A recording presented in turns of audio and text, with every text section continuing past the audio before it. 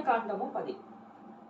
అహరోను కుమారుడైన నాదాబు అబీహులు తమ తమ ధూపార్తులను తీసుకుని వాటిలో నిప్పులు ఉంచి వాటి మీద ధూపద్రవ్యము వేసి యెహోవా తమకు ఆజ్ఞాపించిన వేరొక అగ్నిని ఆయన సన్నిధికి తేగా యెహోవా సన్నిధి నుండి అగ్ని బయలుదేరి వారిని కాల్చివేసెను. వారు యెహోవా సన్నిధిని మృతి పొందిరి. అప్పుడు మోషే అహరోనుతో ఇట్లనెను, ఇది యెహోవా చెప్పిన మాట, నా యొద్ద నుండి వారి యందు నేను నిన్నును పరిశుద్ధపరచుకొందును, ప్రజలందరి ఎదుట నన్ను మహిమపరచుకొందురు. అహరోను మౌనముగా ఉండుట మోషే అహరోను పిత తండ్రి అయిన ఉజ్జీయేలు కుమారుడైన మీషాయేలు ఎల్ఫాఫాను పిలిపించి, మీరు సమీపించి పరిశుద్ధ స్థలము ఎదుట నుండి పాళెము వెలుపలనికి మీ సహోదరుల శవములను మోసుకొని పోవడని వారితో చెప్పాను. మోషే చెప్పినట్లు వారు సమీపించి చొక్కాయలను తీయకయే పాళెము వెలుపలికి వారిని మోసుకొని పోయిరి.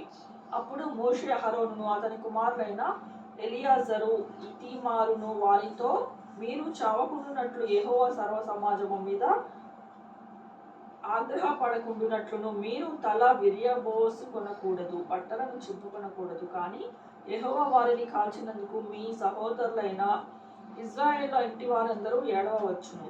యెహోవా అభిషేక తైలము మీ మీద ఉన్నది కనుక మీరు చావకుండునట్లు మీరు ప్రత్యక్ష గుడారము యొక్క ద్వారంలో నుండి బయలు వెళ్ళకూడదనెను. వారు మోషేకు చెప్పిన మాట చొప్పున చేసిరి. మరియు యెహోవా అహరోనుతో ఇట్లనెను, మీరు ప్రత్యక్ష గుడారంలోనికి వచ్చినప్పుడు మీరు చావకుండునట్లు నీవు మీ కుమారులను ద్రాక్షారసమునే కాని మద్యమునే కాని తాగకూడదు. మీరు ప్రతిష్ఠింపబడిన దాని నుండి లౌకికమైన దానిని, అపవిత్రమైన దాని నుండి పవిత్రమైన దానిని వేరు చేయుటకును యెహోవా మోషే చేత ఇశ్రాయేలుకు ఆజ్ఞాపించిన సమస్త విధులను మీరు వారికి బోధించుటకును మీరు మీ తరతరములకు నిత్యమైన కట్టడ. అప్పుడు మోషే అహరోనుతో మిగిలిన అతని కుమారుడైన ఎలియాజరు ఈతామారులతో ఇట్లనెను, మీరు యెహోవా హోమ ద్రవ్యములలో మిగిలిన నైవేద్యము తీసుకుని అది పొంగకుండా బలిపీఠము దగ్గర తినుడి. అది అతి పరిశుద్ధము. యెహోవా హోమ ద్రవ్యములో నుండి అది నీకును నీ కుమారులకును నియమింపబడిన వంతు కావున మీరు పరిశుద్ధ స్థలంలో దానిని తినవలెను. నేను అట్టి ఆజ్ఞను పొందితిని.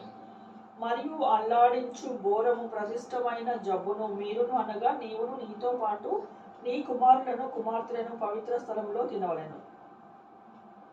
ఏలైనగా అవి ఇశ్రాయేలు అర్పించు సమాధాన బలిలో నుండి నీకును నీ కుమారులకును నియమించబడిన వంతులు.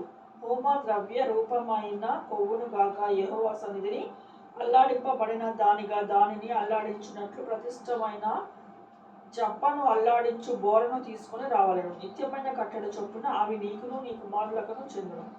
అట్లు యెహోవా ఆజ్ఞాపించెను. అప్పుడు మోషే పాప పరిహారార్థ బలియగు మేకను కనుగొనవలెనని జాగ్రత్తగా వెతికినప్పుడు అది కాలిపోయి ఉండెను. అతడు అహరోను కుమారులలో మిగిలిన ఎలియాజరు ఈతామారును వారి మీద ఆగ్రహపడి, మీరు పరిశుద్ధ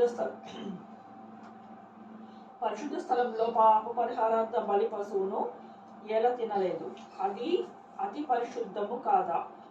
సమాజం యొక్క దోష శిక్షను భరించి యెహోవా సన్నిధి వారి నిమిత్తము ప్రాయశ్చిత్తము చేయుటకై ఆయన దానిని మీకిచ్చును కదా. ఇదిగో దాని రక్తంను పరిశుద్ధ స్థలములోనికి తేవలెను కదా. నేను ఆజ్ఞాపించినట్లు నిశ్చయంగా పరిశుద్ధ స్థలంలో దానిని తినవలెనని చెప్పెను. అందుకు అహరోను మోషేతో, ఇదిగో నేడు పాప పరిహారార్థ బలి పశువును దహన బలి ద్రవ్యమును యెహోవా సన్నిధికి వారు తేగా అట్టి ఆపదలు నాకు సంభవించెను.